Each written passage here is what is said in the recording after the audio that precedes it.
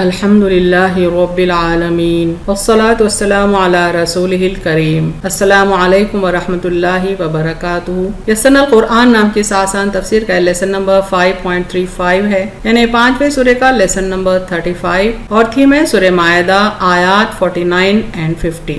اعوذ باللہ من الشیطان الرجیم، بسم اللہ الرحمن الرحیم۔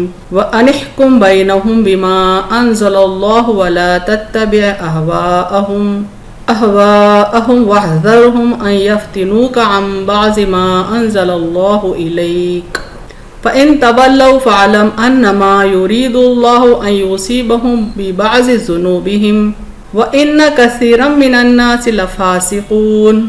ورڈ بائی ورڈ ٹرانسلیشن دیکھیں۔ وَإِنْ اور یہ کہ اینڈ دیٹ احکم آپ صلی اللہ علیہ وسلم حکم کریں، فیصلہ کریں، یو جج بینہم ان کے درمیان، بٹوین دیم بما اس سے جو، بائی واٹ انزلہ نازل کیا، ہیز ریویلڈ اللہ ولا اور نہ، اینڈ ناٹ تتبع چلو اتباع کرو، فالو، اہواءہم ان کی خواہشات، دیر وین ڈیزائرز، وَاحْذَرْهُمْ اور ان سے بچتے رہو، and beware of them، ان کے that یفتنوک وہ آپ کو بہکا نہ دیں، they tempt you away، ان سے from بعض some ما جو what انزلہ نازل کیا، has revealed اللہ الیکا آپ کی طرف، to you فَإِن پس اگر، and if تولوا وہ رخ پھیر لیں، they turn away، فَعْلَم تو جان لو، then know that انما صرف یہی، only یریدو چاہتا ہے، intends اللہ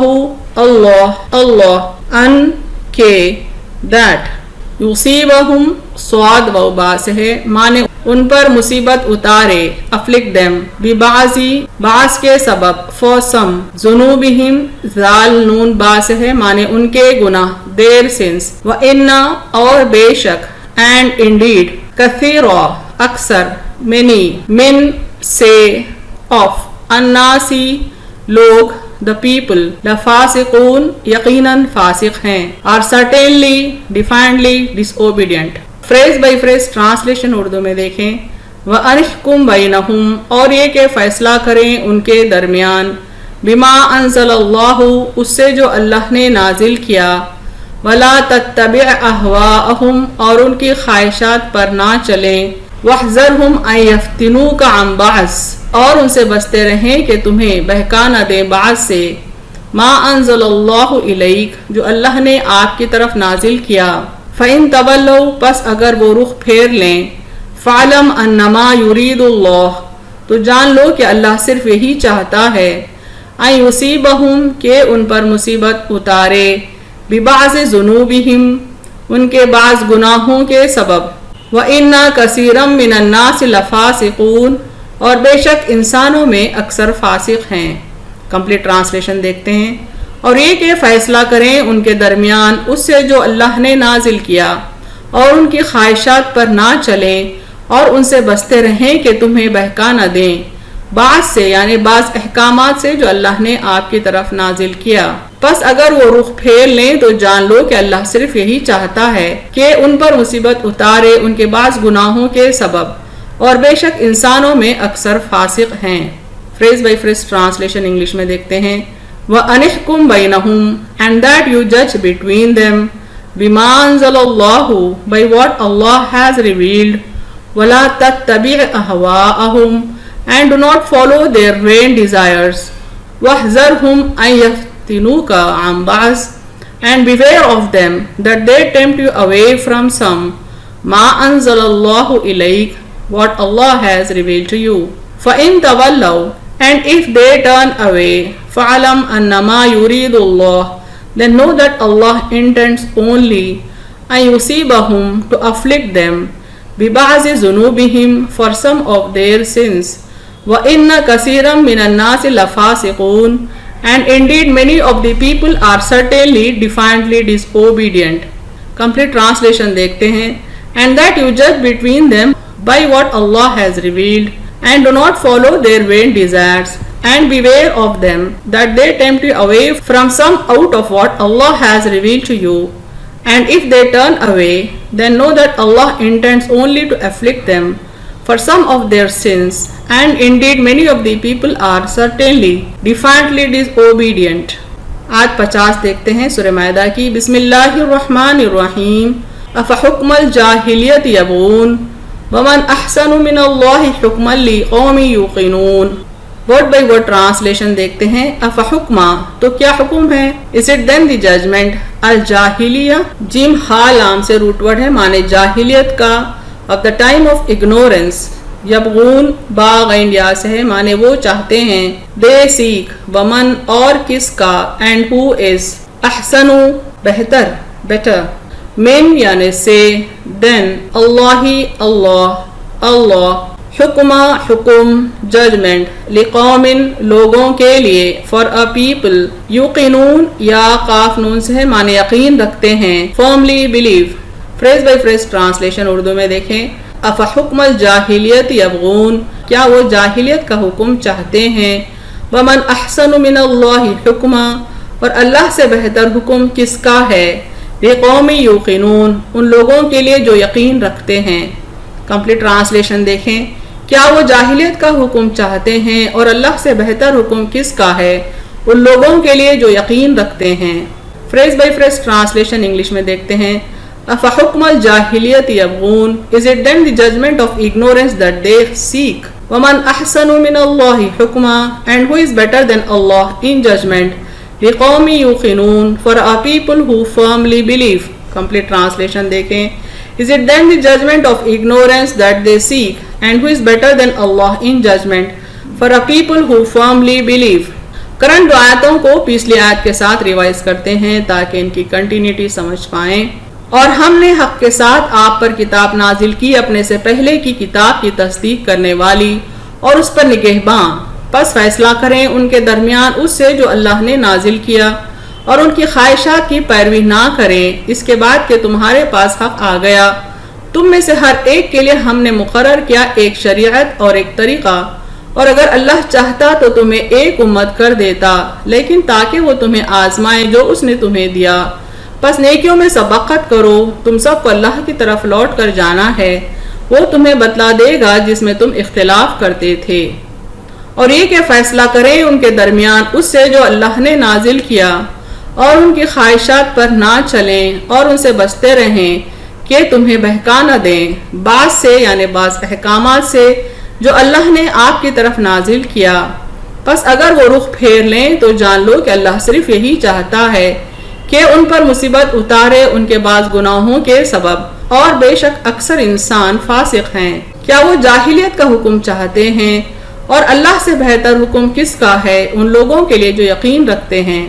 تفسیر آیت دیکھتے ہیں. آیت 49 پر ہم فوکس کر رہے ہیں. یہاں سورہ مائدہ آیت 48 میں حکم ہوا کہ اگر یہود و نصارہ آپ صلی اللہ علیہ وسلم سے کسی مسئلے کے بارے میں رہنمائی مانگتے ہیں تو آپ قرآن میں نازل شدہ احکامات کے مطابق فیصلہ کریں. فَحْكُمْ بَيْنَهُمْ بِمَا أَنزَلَ اللَّهُ وَلَا تَتَّبِعْ أَهْوَاءَهُمْ پس فیصلہ کریں ان کے درمیان اس سے جو اللہ نے نازل کیا اور ان کی خواہشات کی پیروی نہ کریں. اس بات کو مقرر ارشاد فرمایا گیا آیت 49 میں کہ آپ صلی اللہ علیہ وسلم قرآن کے مطابق فیصلہ کریں اور ان کی خواہشات کی پیروی نہ کریں, یعنی ان کی خواہش کے مطابق فیصلہ نہ کریں بلکہ قرآن کی روشنی میں فیصلہ کریں. وَأَنِحْكُمْ بَيْنَهُمْ بِمَا أَنزَلَ اللَّهُ وَلَا تَتَّبِعْ أَهْوَاءَهُمْ اور یہ کہ فیصلہ کریں ان کے درمیان اس سے جو اللہ نے نازل کیا اور ان کی خواہشات پر نہ چلیں. ان آیت کے علاوہ سابقہ آیات میں بھی یہ حکم وارد ہوا ہے کہ اگر آپ ان کے درمیان فیصلہ کریں تو انصاف کریں, جیسا کہ سورہ مائدہ آیت 42 میں فرمایا وَإِنْ حَكَمْتَ فَاحْكُمْ بَيْنَهُمْ بِالْقِسْطِ إِنَّ اللَّهَ يُحِبُّ الْمُقْسِطِينَ اور اگر آپ فیصلہ کریں ان کے درمیان تو ان کے درمیان انصاف کے ساتھ فیصلہ کریں. ایسی کیا وجہ ہے کہ اللہ تعالیٰ اس بات پر زور دے رہے ہیں کہ ہر حکم اللہ کے اذن کے مطابق ہی ہو, حق و انصاف پر مبنی ہو, چاہے فریقین مسلم ہو یا یہود نصارہ ہو یا مشرک ہوں. دراصل اللہ تعالیٰ مسلمانوں کو اس بات سے آگاہ کر رہے ہیں کہ اہل کتاب خود تو احکام الہیہ سے رخ پھیر چکے ہیں اور اپنی کتابوں سے رشتہ توڑ چکے ہیں، ساتھ میں انہیں یہ بھی گوارا نہیں کہ مسلمان راہ راست پر قائم رہیں۔ وہ چاہتے ہیں کہ تمہارے اندر طرح طرح کے شبہات، قسم قسم کے اعتراضات اور بے شمار وسوسے پیدا کریں اور اپنے دین سے برگشتہ کرنے کی بھرپور کوششیں کرتے رہیں۔ اسی لیے اللہ تعالی ہم کو بار بار نصیحت کرتے ہیں کہ تم دین اسلام کی رسی کو نہ چھوڑنا، اسے مضبوطی سے تھامے رکھنا۔ آج بھی اہل کتاب اسی کوشش میں مگن ہیں کہ نہ صرف مسلمانوں کو دین سے برگشتہ کر دیں بلکہ غیر مسلمانوں کے دلوں میں بھی دین اسلام سے نفرت بٹھا دیں تاکہ وہ بھی راہ راست سے محروم رہیں۔ یعنی اہل کتاب کی یہ کوششیں آپ صلی اللہ علیہ وسلم کے دور سے ہی ہیں کہ صرف غیر مسلمانوں کو ہی نہیں بلکہ مسلمانوں کو بھی دین سے برگشتہ کر دیں، یعنی دین سے واپس لوٹا دیں اپنے جاہلیت کے مذہب پر۔ اس مقصد کے لیے پیسہ پانی کی طرح بہایا جاتا ہے، فتنوں اور سازشوں کا ایک ٹھاٹے مارتا ہوا سیلاب اسلامی اقدار کو بہا لے جانے کے لیے ہمیشہ تیار رکھا جاتا ہے۔ ہم تمام کو چاہیے کہ دشمنوں کی ان چالوں سے ہوشیار رہیں، اور اسی لیے یہ حکم اللہ تعالیٰ کی طرف سے بار بار دیا جا رہا ہے کہ تم ان کے خواہشات کی پیروی نہ کرو ورنہ تم انہی جیسے ہو جاؤ گے اور کچھ حد تک وہ تم کو دین سے باہر لانے میں کامیاب ہو جائیں گے۔ وَاحْذَرْهُمْ أَن يَفْتِنُوكَ عَن بَعْضِ مَا أَنزَلَ اللَّهُ إِلَيْكَ، اور ان سے بچتے رہیں کہ تمہیں بہکا نہ دیں بعض احکامات سے جو اللہ نے آپ کی طرف نازل کیا ہے۔ ان آیت کے شان نزول کے سلسلے میں حضرت عبداللہ بن عباس رضی اللہ عنہ نے بیان کرتے ہوئے فرمایا کہ چند یہودی علماء جن میں ابن سوریہ، کعب بن اسد اور ابن سلونہ اور ان کے اکابر بھی تھے، یہ مشورہ کیا کہ آؤ چلیں محمد صلی اللہ علیہ وسلم کے پاس اور انہیں کسی ہیلے سے اپنے دین سے برگشتہ کریں، یعنی دین سے واپس لوٹا دیں باطل کی طرف۔ وہ بشر ہی تو ہیں، انہیں دھوکہ دینا کیا مشکل ہے۔ بڑی سوچ بچار کے بعد ایک منصوبہ تجویز کیا اور آپ صلی اللہ علیہ وسلم کی خدمت میں حاضر ہوئے اور کہنے لگے، آپ جانتے ہیں کہ ہم یہود کے احبار یعنی علماء ہیں، اور اگر ہم آپ کا دین قبول کرتے ہیں تو سب یہودی مسلمان ہو جائیں گے۔ ہم آپ کے پاس اس لیے آئے ہیں کہ بعض لوگوں کے ساتھ ہمارا تنازعہ ہے، ہم چاہتے ہیں کہ آپ تصفیہ کریں، اگر آپ فیصلہ ہمارے حق میں کرتے ہیں تو ہم سب مسلمان ہو جائیں گے اور ہمارے دین قبول کرنے سے سارے یہود اسلام قبول کر لیں گے۔ یعنی یہودی علماء نے سازش کی آپ صلی اللہ علیہ وسلم کو حق کے راستے سے ہٹانے کی۔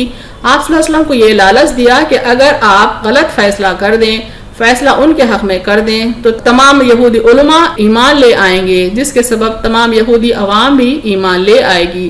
وہ سمجھے کہ آپ صلی اللہ علیہ وسلم کو اس طرح سے حق سے بہکا دینا آسان ہوگا۔ انہیں اچھی طرح علم تھا کہ آپ صلی اللہ علیہ وسلم کو یہود ایمان لانے سے جس قدر خوشی ہوتی وہ کسی اور چیز سے نہ ہوتی۔ یہ بہت خطرناک سازش تھی، وہ سمجھ رہے تھے کہ اس طرح آپ جال میں پھنس جائیں گے۔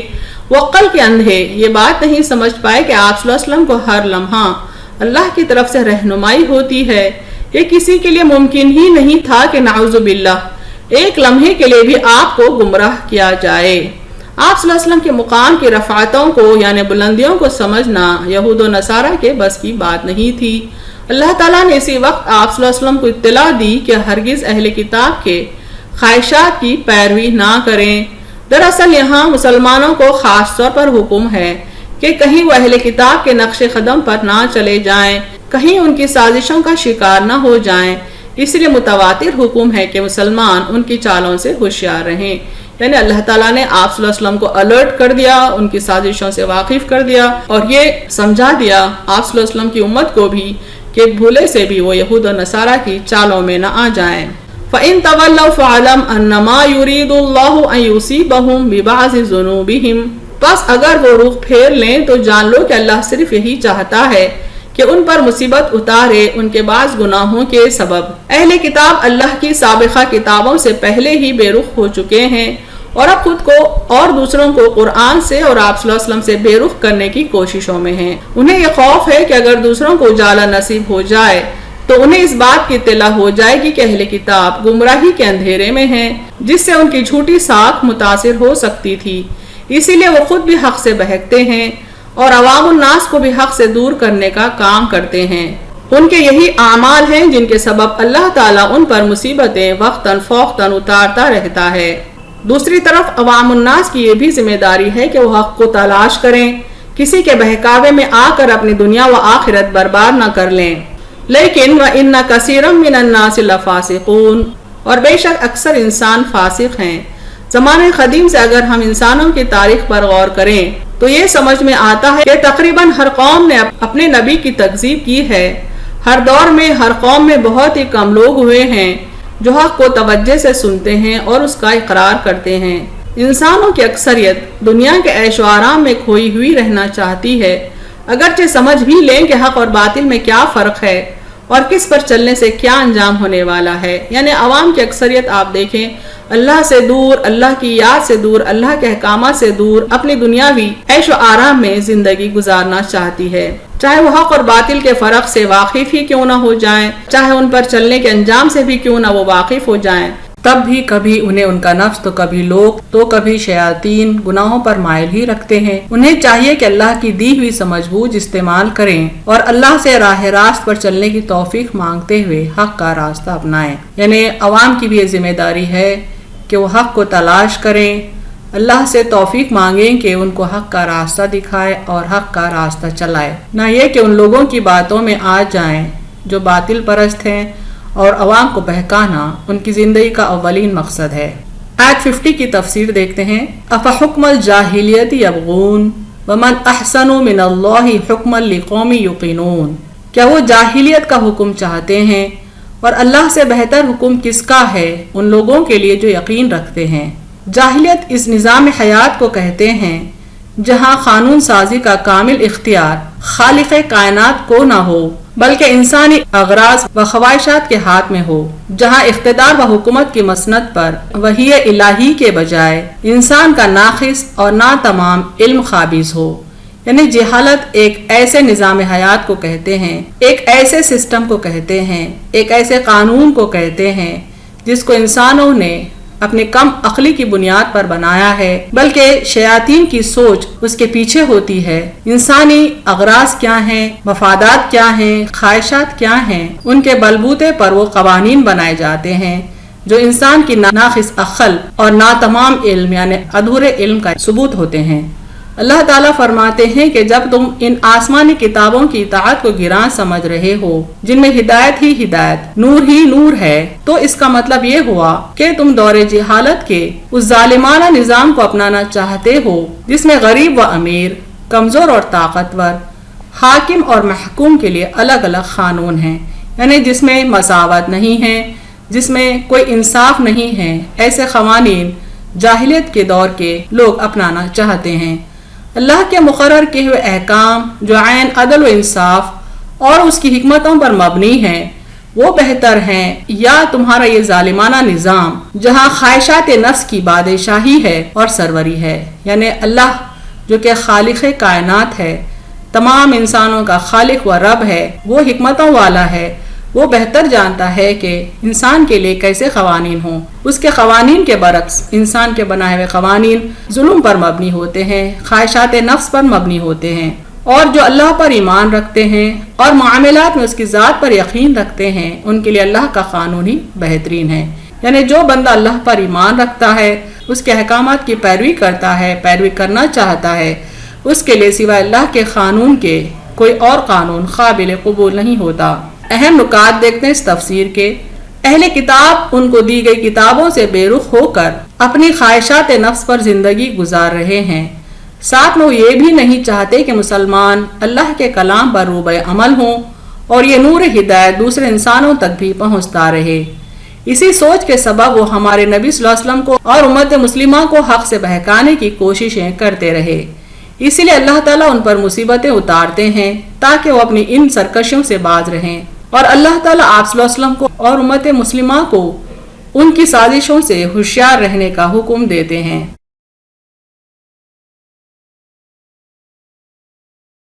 وآخر دعوانا الحمد للہ رب العالمین۔